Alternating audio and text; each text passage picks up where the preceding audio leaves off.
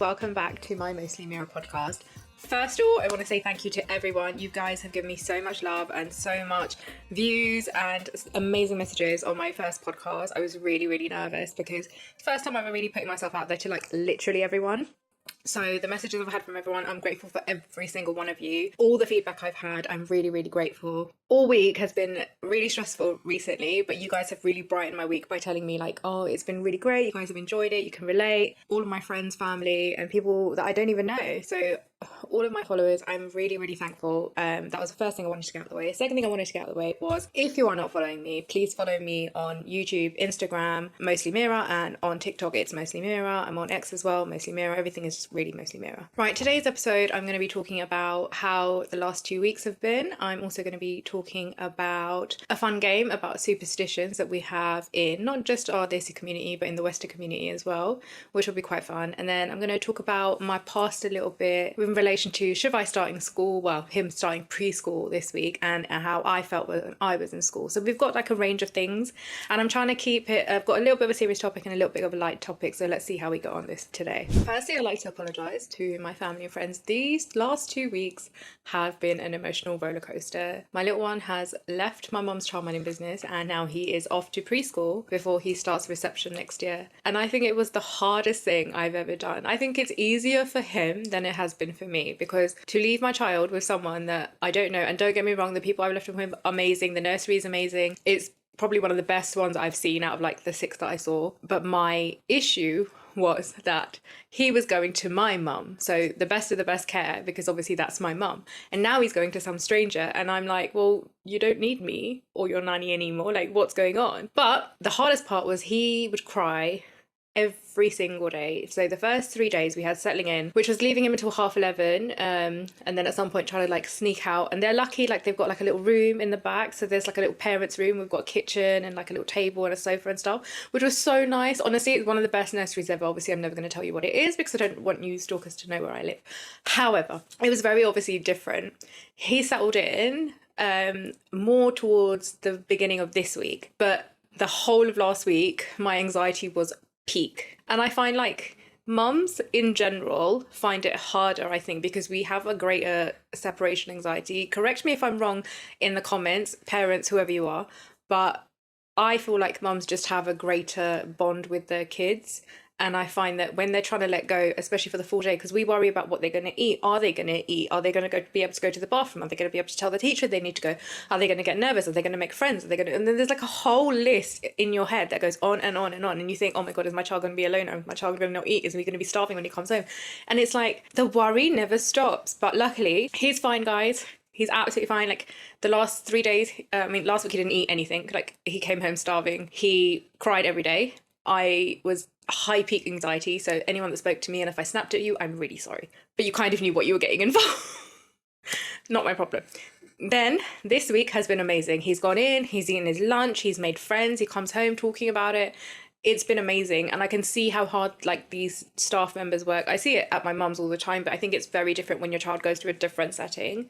It's been amazing, and I know that by next year he'll be so ready for reception and school and stuff, so that's great. My biggest thing is like for mums and like dads or like mums and partners or whatever, like why is it that we worry to the point where like our anxiety gets so heightened? They're fine. He's gone off playing, he's laughing, he's joking, he's come back, and I'm just like sitting in the car like an hour after he's gone inside, not even crying anymore. And I'm like, is he okay? Is he okay? I can remember the whole Monday, Tuesday, Wednesday, Thursday, I didn't eat properly. I could not like focus my attention on anything. I literally did nothing. I was just like, nope, can't focus. Even my mum, as a grandmother, if you know her, you know her. She is the grandmother of all grandmothers. She couldn't eat because she was worried about him because of everything I was telling her. So it was like a whole like thing. My dad was like, he's going to be fine. But that's my dad. My brother was like, he's going to be fine. But, you know, I feel like men have a different approach to how the like kids are going to be. But women are like, it's just a worry that like, and I remember like one of Shivaay's really good friends, mum said to me, when he goes in and doesn't cry is when you will cry. Guess what happened?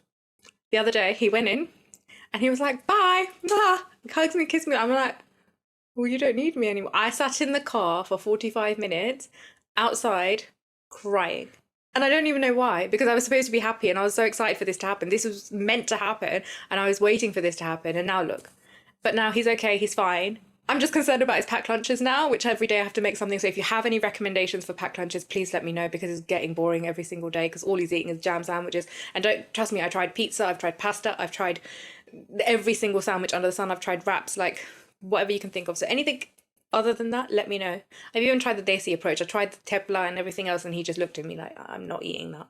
So yeah, let me know what you have. But yeah, that was my week. So if I've not replied to you, or if you've not heard from me, if I've been quiet and all you've heard from me is about Shivaay going to preschool, well, that has been my last 2 weeks. Superstition. So in like the desi community and in the Western community, I know superstitions are a huge thing. I know from growing up, we had hundreds of superstitions. I'm talking about things that would stop your social life. Like I remember my bar telling me, you're not allowed to wash your hair on a Wednesday.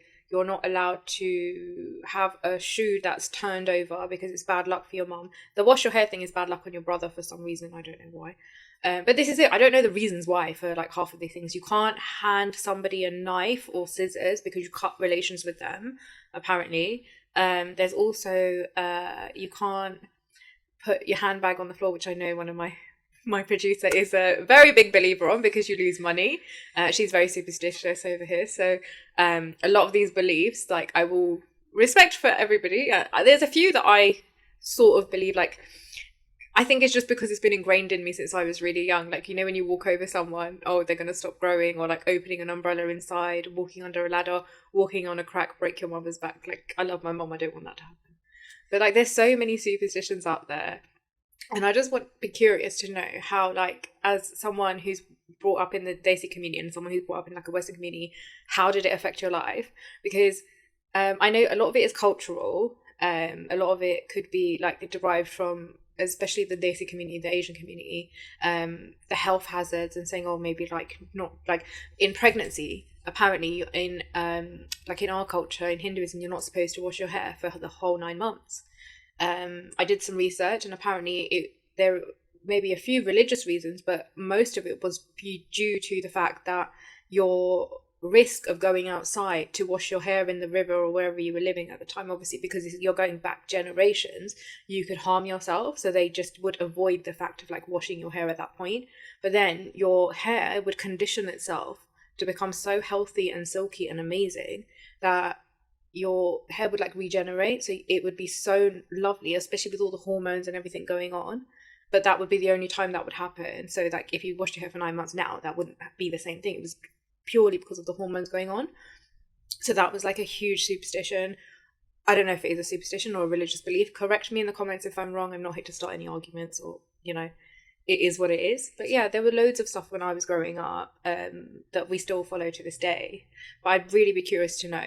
So I have a little game for you guys where I have a sort of Desi superstition, Western superstition, and a superstition that is sort of made up. Let me refer to my notes. So if you cut your nails at night, apparently you have bad luck. If you find a penny, it brings you good luck. And if you leave your handbag on the floor, you will lose money. So I want you to tell me which one is a made up one, which one is a Desi one, and which one is a Western one. Let me know in the comments, because I want you guys to interact. I want you guys to let me know what you guys think of these things. Let me know all the crazy superstitions you guys have been brought up with, all the crazy things you've had to do, like not eat meat on this day or not do this on that day. Make sure you cover your like feet on this day. There have been so many ridiculous things I've heard, because I asked you guys on Instagram, and there were so many that I can't even get through, but like I've listed most of them as I've been talking to you guys, so let me know. And that was my whole take on superstitions. But I just hope this one is a good luck superstition, that this podcast goes really well. So guys, please keep your fingers crossed for me. I have a funny story for you guys. So today I was talking about teenagers and like the lingo, and I don't understand. And my son, my 3-year-old child, says to me that, oh, mummy, this car is sick. And I looked at him and I was like, what do you mean sick? It's like, is it yucky? No, mum, it's sick. And I said to him, what? What does sick mean? Like, it means good, mummy. And I just looked at him and I was like, I can't. Because I've looked at these slang words like skibbity toilet and God knows what else is going around, and I cannot fathom my child speaking. And if you know my mother, who speaks Queen's English, there is no way that this is ever going to fly with any of us. Like, it's a different language, right? And I'm not talking about Cockney slang or dialect or where you're from. These kids are speaking a different language, right? And at 3 years old is not appropriate. I'm sorry. It does not make sense to me, because how does he know at 3 years old? How can he differentiate and have his vernacular so clear to know that sick does not mean vomit or like etc., but it means good? Somebody explain to me in what context and how he learnt this in 8 days of nursery. Somebody explain this to me, because I am very, very confused. But that is my story of the day. Let me just say also, the person that he told, oh, this car is sick, was an English teacher who, I have very high regards for. And now I'm just thinking, what does she think I am teaching my child? Because that's the first thing. She walked in the door and he goes, oh, so and so, da da da da da, car is sick. And her eyes were like this, my eyes were like this, and I was like, this is not healthy. This is not normal. I am embarrassed, but I cannot show it. And I'm like, what do you mean? And I couldn't, because he knew the meaning. He knew exactly what context to use it in. So all I'm going to say, guys, is be careful what you say around your kids, because they pick up everything. Coming back from all that, now that Shivaay has started his preschool, I am reflecting on my sort of journey during school, my younger years and stuff. And I remember I went to an all-girls school, a very Western all-girls school. I was maybe one of two actually in my school that was a brown girl, which was really hard growing up. The school itself, I wouldn't say wasn't inclusive, it was in a certain sense, but you had to be of a certain caliber, you had to look a certain way, you had to be a certain way. I unfortunately wasn't a certain way. When I was growing up, I wasn't allowed to buy new clothes. I would wear hand-me-downs, like non-uniform day, I would wear my dad's jeans and one of his shirts, because I wasn't allowed to buy new clothes, because we just weren't. We all lived in one room in like a 5-bedroom house, well, 4-bedroom house. We were in a joint family, so it was very like, this will be a very heavy topic for those of you who want to listen. If you want to skip for like about 10 minutes, skip ahead. But yeah, we lived in like a very joint family that were very heavily influenced. We weren't allowed to do anything. Me and my brother, we missed out on a lot. My brother especially, but he will talk about that when he comes on the pod, and that will be his segment. But for me, I had a lot of upbringing that was very different to like what you would expect from an Asian princess upbringing, blah blah blah. I was lucky because my mom and dad are amazing. They gave me everything they could. However, they were ruled by a hierarchy in my family where we lived with my great grandmother who ruled our entire family. Then that branched off with whoever told her or fed her whatever they wanted to feed her. And my family were very pushed down. We weren't allowed to do certain things. We were never allowed to go on holiday. We were never allowed to go out for dinner. We were never allowed to have takeaway. We had to ask permission for any of these things. So I feel like when you live in a joint family, especially back in those days, and then being in the UK, people will be really surprised because you think, oh, this only happens in like those backward countries. No, no, no, no, no. It happens in these countries. But unfortunately, we were very unlucky. My dad, his parents passed away when he was very young, so he was very obligated to his maternal grandmother who did bring him up, and he was very close to his maternal grandfather. Unfortunately, he passed away when he was very young, but I remember my dad used to tell me stories that he would fight tooth and nail to stay at his maternal grandfather's house. Who does the same? My son. He will go to his nana's house, so my dad's house, and be like, well, I'm not going home. I don't know where you're going, but I'm not going home. I've literally given birth to the same child because my brother, my dad, and Shivaay, 3 generations of the same person. And Shivaay is just as sarcastic as my brother. If you know my brother, you know he is the king of sarcasm. If you know my dad, you know that he is the king of mischief. He is the king of adventure. So all of those genetics have now been passed on to this. So now I'm like, you guys deal with it because it's too much. But I've got help. I've got help. Luckily my mum, he does have my mum's side as well, don't worry. Like there's a lot of that side as well, so we're lucky. But as I was saying, yeah, being brought up in a family where you have a huge like generation, so it's not just you've got great grandmother, right? So then you've got all her kids. So that's your sort of your grandmother. Unfortunately, obviously my grandmother passed away, but then you've got all her sisters and brothers. Then you've got their kids, and then you've got their kids. So it's like my aunts and uncles, and then you've got like my cousins. And like now this generation, Shivai's generation, is like all my cousins' kids and stuff. So I've got Shivaay and there's a few others around, and then I'm waiting for you guys to have your babies so that Shivai's got play dates. No, I'm not putting pressure on you, I'm just joking. But what I'm saying is that when my mum got married into this family, so we grew up very, very differently to all my cousins, or potentially a lot of my cousins.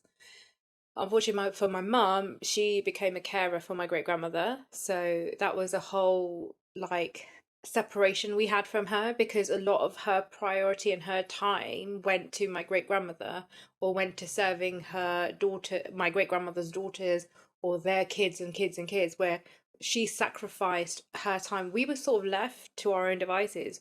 To this day, my mum does regret it so much, but it's not her fault. I do not blame her at all. She was under a lot of pressure. My dad was under a lot of pressure. Like, I have the greatest parents in the world. Like, they were just put in a really bad situation, but it is what it is. We've come out to sort of like, and I said in the last episode, like, you guys, if you guys know us, you know we're the closest family ever. But in our family, bullying has been such a huge thing, and I think that's where I worry about Shivaay, because I've tried to instill him so many values to be like, fight back, be strong, you've got this. And as much as people don't agree with this, if someone pushes you, push them back. Yeah, it is a controversial topic, but I feel like in my childhood I was pushed so much, where I never want Shivaay to ever feel like he can't push back or ever be that quiet voice, because I never want him to never tell me something. So I'm gonna cut this a little bit short, because there's so many aspects I can touch this on, like when my mum comes on the pod or my brother comes on this pod, and I know there's so many family members that are like ready to talk, because there's a lot of stuff going down and a lot of things that people want to talk about. But we've lived a life, and I just know that, like, you know, when you've been through something, you want your child to be like, no, you're not going to go through that. I'm going to make sure that you're going to be like this and this. So I feel like I may put a lot of, I'm not trying to say I put a lot of pressure on him, but like I try and instill so much confidence in him, and like not to try and make him egotistical, but in a way a little bit, just so that I know that he believes in himself to the point where no one can break his character. Because as someone who's had her character broken when I was younger, I had an aunt on my dad's side of the family. I'm going to say allegedly, because if she probably sees this, or she probably doesn't, but she thinks she's famous. But yeah, if she sees this, you all probably know who she is. She broke my character from the day I was born till about the age of 17, 18, when I was just like, nope, I'm not going to do it anymore. I think that's around the time where she was getting married and like things were happening. And I remember saying to her, like, I'm not going to her wedding. Like, I literally had an argument with her own mother. God rest her soul, she's not here anymore. But her mother rang me to say, well, if you don't come to her wedding, I'm not going to eat. And I know she was that kind of person, she wouldn't eat. So I literally went just for the sake of that. But I have no relationship with her now. I cut that relationship a very long time ago. And I would never have a relationship with her because I have no respect for her, family or not. But if you're gonna treat and think of me in a certain way just because you think I've taken attention from you, or there's some sort of jealousy there, and I feel like in Asian families this happens all the time, or not even Asian families, or any family. Tell me all your deep dark stories. Tell me if there's like history, and why is it always our dad's side? Why? Like, it's such a thing. Why is it always our dad's side? Give me all your thoughts, give me all your comments, and let me know down below. But that is my heavy thought or heavy segment for our podcast today. How do we take time outs? And I'm talking away from our kids, away from mum life. This may be a little bit focused towards like mum life or dad life or like parent life. But when you have a child, what do you do to take time out, because I find it really hard. My child co-sleeps, so don't tell me like at night. Like right now, I have the monitor right here, right, as proof that I cannot be away and relax my mind away from my baby. So what do you guys do for like time out? And I don't mean like having a shower or basic healthcare needs. And I feel like a lot of men or a lot of partners should know that if you're the main carer or the main provider or the main parent, I'm trying to be really politically correct, but I think a lot of mums will feel what I'm trying to say, is that going for a shower is not time out. Going to put your child to sleep and then coming downstairs, blah, blah, blah, is not time out. It's not. Time out is when you have your child with someone you 100% rely on, you don't have to worry about, and you can just have time out.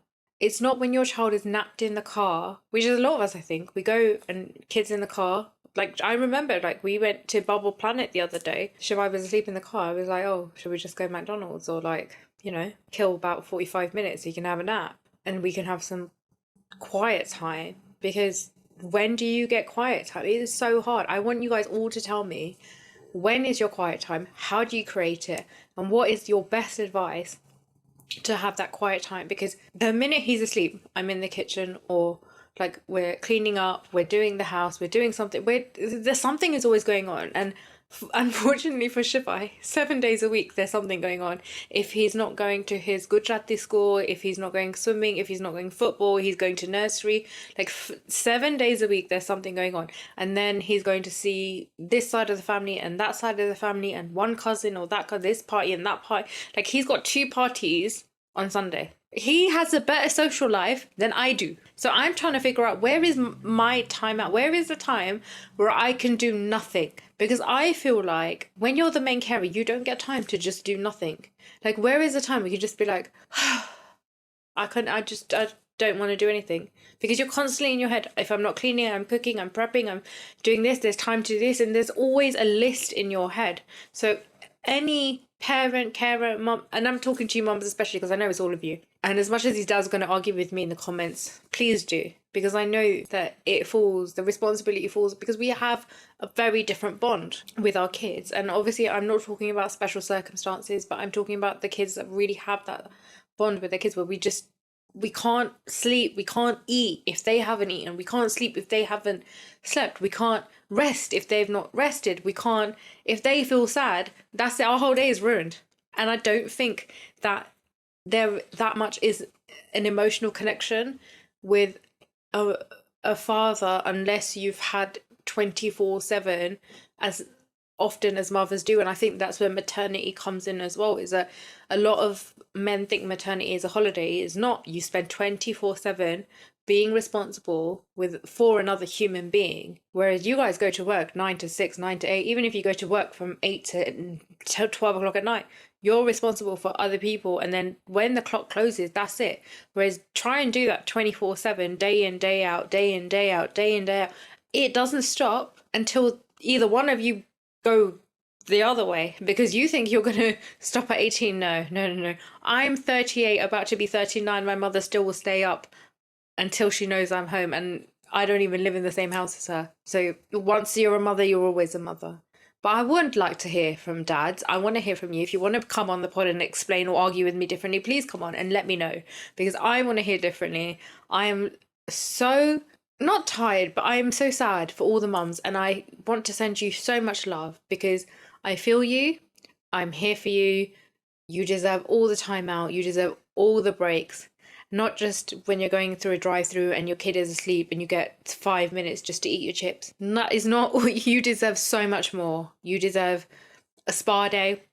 And I know that financially we're not all able to have that, but your partners, and if you're single mums, then you deserve it. You do deserve it. Do not ever think that you don't deserve it. You do. But it will happen. They will grow up. They will not want to hang out with you at some point, and then it will happen. It's just temporary sacrifice, but it is worth it.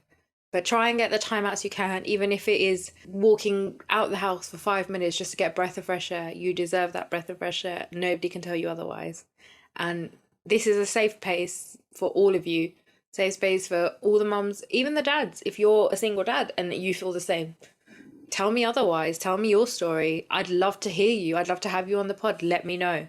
Let me know your stories and I'd love to hear from you. Right, in closing, guys, I'm really grateful for you guys to be here. Please follow me on all my platforms. Give me all your feedback. I'm really excited for the next podcast. So, episode 3 is going to be with my wonderful mother. Those of you who know her, Bhavini or Beanie, she's going to be here answering all your questions. I want all your questions down below because she will answer everything within limits.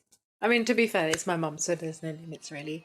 But yeah, I just want to say I'm really grateful for all of you. Next podcast will be with my mum. The next 2 weeks, expect that podcast to be out. I really hope you enjoyed this episode. Any feedback I would really appreciate. Let me know everything you think there's good, bad, or the ugly. Trust me, I'm here for it all. Thank you for following me. It's mostly Mira on everything and it's mostly Mira on TikTok. Make sure you follow me. Mostly Mira. Thank you. Love you all. Thank you and bye.